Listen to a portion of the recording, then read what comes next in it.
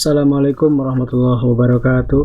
Bertemu lagi dengan saya Mang Amsi dari Syariah Saham. Pada video kali ini kita akan mencoba membahas tentang salah satu saham yang juga kemarin ditanyakan oleh salah seorang audiens di channel YouTube ini ya. Jadi emang tolong bahas saham ini gitu. Kemudian saya penasaran dan saya cek, ternyata ya lumayan juga menarik begitu. Dan judul besar di video kali ini adalah emiten kimia ini memiliki rasio harga PER di bawah 5, PBV di bawah 1, mau? Nah itu ya. Terima kasih sudah subscribe, like, komen, dan mengaktifkan lonceng notifikasinya. Semoga video-video di channel ini semakin bermanfaat buat teman-teman semuanya. Nah, sebelum kita masuk ke pembahasan tadi ya, kita perlu mempelajari bahwa informasi ini semuanya disclaimer, bukan rekomendasi beli atau jual. Jadi silakan nanti setelah memahami video ini ditakar lagi risikonya, dilihat lagi apakah memang layak dibeli atau tidak. Ini hanya sebuah pandangan saya saja pribadi terhadap saham yang akan dibahas di video ini. Nah, tadi karena temanya tentang PER dan PBV, maka kita perlu mempelajari dulu PER itu seperti apa, PBV itu seperti apa. Jadi sekaligus juga edukasi buat teman-teman ya yang belum memahami. Kalau yang sudah memahami mungkin ya sudah tidak aneh lagi ya.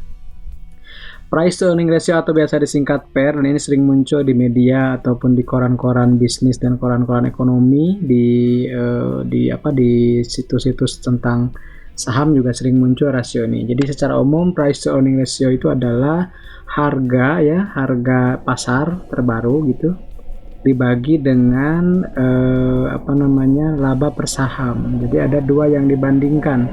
Pertama harganya, kedua laba bersih per saham. Kalau harga semua orang bisa mencari dengan aplikasi atau dengan website atau dengan search engine, juga tinggal diketikkan kode sahamnya langsung muncul harga terbarunya.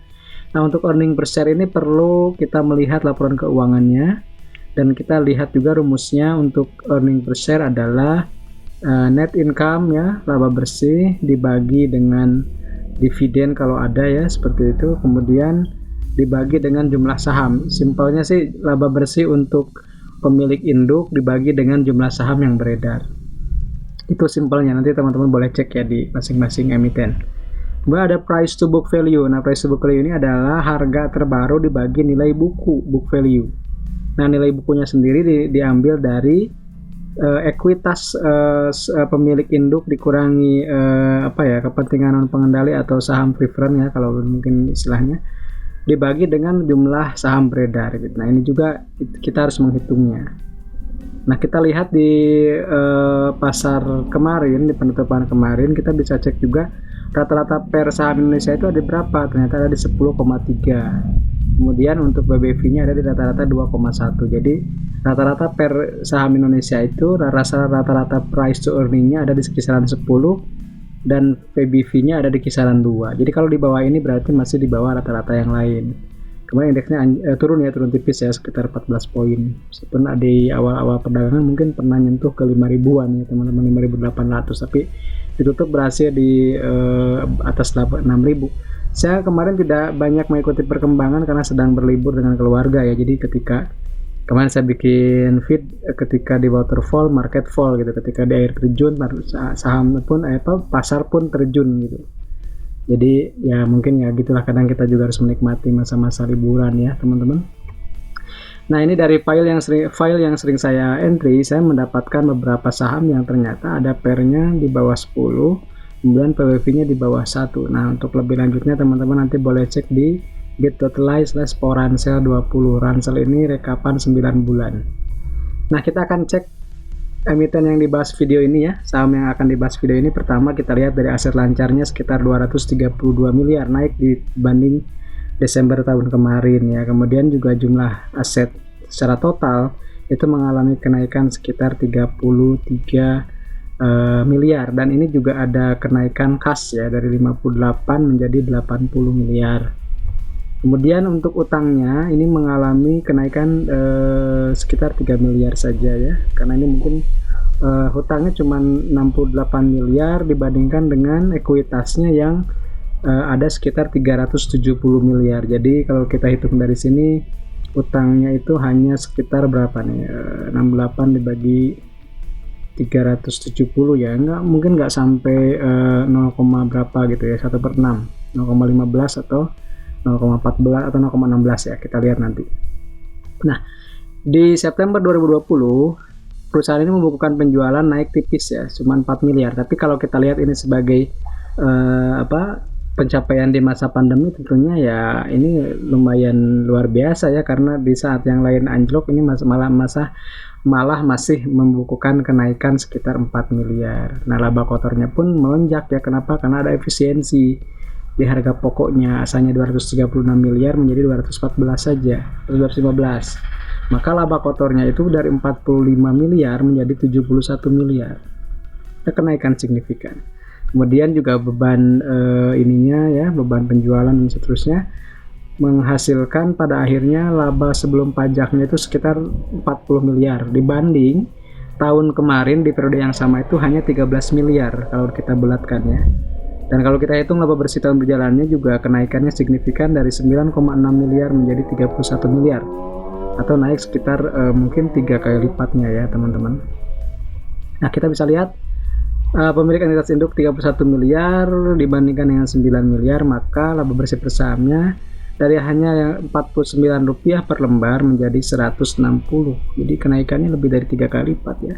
Kalau 50 saja kan ini 150 nih, 3 kali lipatnya ya. Seperti itu teman-teman. Jadi melihat dari kinerja ini yang luar biasa di masa bahkan ketika pandemi, saya kira saham ini ya kalau untuk fundamental yang berinvestasi berdasarkan fundamental memang menarik begitu ya teman-teman, menarik ya karena ada pertumbuhan.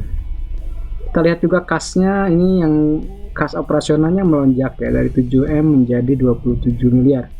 Kita bisa cek di sini mungkin apa yang berkurang ya, ada pendapatan atau ini ada pendapatan sekitar 3 miliar ya dibandingkan dengan tahun kemarin. Tapi ini juga ada kenaikan ya dari pelanggannya, asalnya 253 menjadi 283, ada sekitar 30 miliar kenaikan penerimaan dari pelanggan. Kemudian juga dia investasinya mungkin tidak banyak ekspansi ya, hanya menambah tetap sekitar 2,6 miliar saja. Dua pendanaan membayar utang ya, sewa, kemudian utang sewa pembiayaan ya, sehingga kas yang diterima kenaikan di periode ini justru naik 20 miliar. Nah, ini juga kisi-kisinya teman-teman. Jadi bidang usaha perusahaannya adalah industri formaldehid ya atau resin ya, dan sekarang itu sebenarnya dia bisa memproduksi sekitar 146.000 metrik ton per tahun untuk yang cair, dan yang bubuknya sekitar 7.000 metrik. Tapi karena produksi pabrik ini masih di bawah kapasitas karena penjualannya memang belum maksimal. Jadi kalau nanti penjualannya maksimal ini bisa lebih besar lagi. Kemudian segmen usahanya lebih terfokus kepada usaha manufaktur formaldehid ya. Ini saya juga belum paham ya tentang apa ini bentuknya, tapi kalau nggak salah ini adalah perkat ya teman-teman, khusus untuk kayu gitu. Dan kita bisa lihat bahwa di September 2020 penjualan bersihnya itu ada 285, laba tahun berjalannya 31, ini ada kenaikan, aset naik, laba kotor naik, penjualan pun naik. Saya kira ini ya harus diakui ini menarik begitu ya teman-teman. Dan ini adalah teka-tekinya ya, pendapatannya sekitar tadi sudah saya jelaskan. Kemudian laba bersihnya juga mengalami lonjakan, dan ini menariknya lihat teman-teman, dari seluruh pertumbuhannya ini semuanya naik, dari yang tahunan secara pendapatan ataupun laba bersih dan kuartalan juga. Jadi artinya ini naik dari kuartal kedua kemarin. Sektornya industri dasar, kapitalisasinya hanya 162 miliar. Kemudian net profit marginnya lumayan di 11%. Nah, ini yang menarik. Price to booknya 0,44, price to earningnya 3,87, dan utangnya itu hanya 0,19 kali. Artinya utang dibanding modalnya cuma 19% ya teman-teman. Teman-teman sudah bisa menebak ya mungkin sahamnya apa.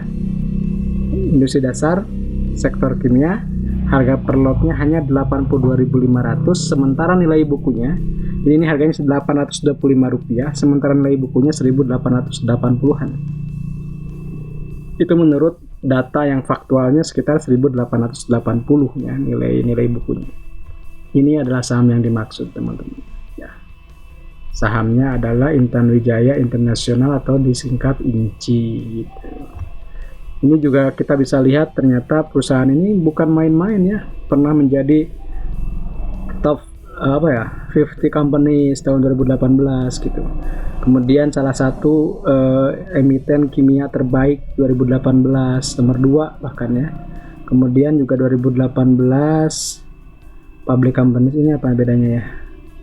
Oh, kalau ini the best Indonesia, sama ya, sama dengan ini. Perusahaan kimia terbaik di Indonesia ya, kan nomor 2 ini bahasa Inggris sama bahasa Indonesia aja mungkin.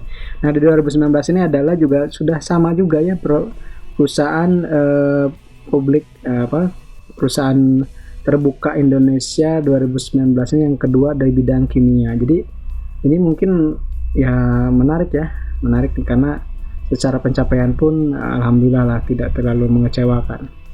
Ini produknya teman-teman nanti boleh cek di websitenya ya, mungkin bisa dipelajari oleh apalagi teman-teman yang backgroundnya kimia begitu, bisa nanti share insight-nya di komen ya. Ini yang produk yang dikenalnya ya itu lem kayu, ternyata judulnya mereknya One Step. Mungkin kalau teman-teman yang bergerak di bidang perkajuan mengenal merek ini ya, silahkan nanti cek. Jadi intinya saham ini secara fundamental menarik rasionya, tapi teman-teman harus perhatikan juga likuiditasnya karena nilainya kemarin aja cuma 124 juta. Bandingkan saja misalnya dengan dengan INAF aja itu 21 miliar gitu ya. Kemudian Inco 162 miliar, Indofood 74 miliar. Ini Inci cuma 124 juta rupiah. Frekuensinya juga sangat minim 73 kali, meskipun kemarin ada kenaikan ternyata ya 15 poin gitu. Ini terakhir saya tidak paham, tidak terlalu mahir teknikal, tidak bisa teknikal ya teman-teman, cuman saya melihat belajar dari Kang Adi juga ya, menarik garis gitu. Ternyata sekarang itu ada di masa konsolidasi, tapi dalam secara umum uptrend ya, dan kita bisa lihat dari sini itu ada support ya, dan sekarang itu sedang mendekati support, jadi menguji nih 825 ini atau 815 itu berapa nih supportnya gitu, dan konsolidasinya di antara 775 sampai 850. Jadi sideway-nya di channel itu antara 775 sampai 850. Jadi ada rentang 75. Kalau kita ambil tengah-tengahnya sekitar 38,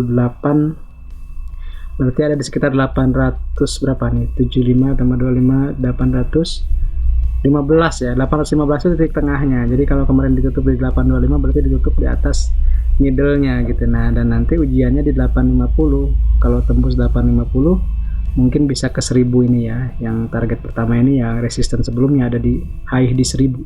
Kemudian nanti ke sana bisa saja naik ke atas, teman-teman, bisa aja tembus ke bawah. Jadi silahkan selalu gunakan money management. Jadi ini kalau dari sisi risiko sudah sangat minim ya. Kenapa? Karena sudah mendekati support di 800-an atau 775. Nah, sementara ke atasnya ada sekitar ke 1000-an. Jadi teman-teman boleh hitung lagi nanti ya berapa risikonya yang bisa dimasukkan di saham yang kurang liquid. Jadi sekali lagi ini disclaimer, sahamnya kurang liquid tapi fundamentalnya menarik dan secara teknikal dalam fase sideway, tapi secara umum secara mid-term itu sedang uptrend. Silakan putuskan ya teman-teman. Tombol buy dan sell ada di tangan teman-teman ya. Terima kasih sudah subscribe, like, dan komen video ini dan juga channel ini. Salam investasi amanah, berkah berlimpah. Terima kasih. Assalamualaikum warahmatullahi wabarakatuh.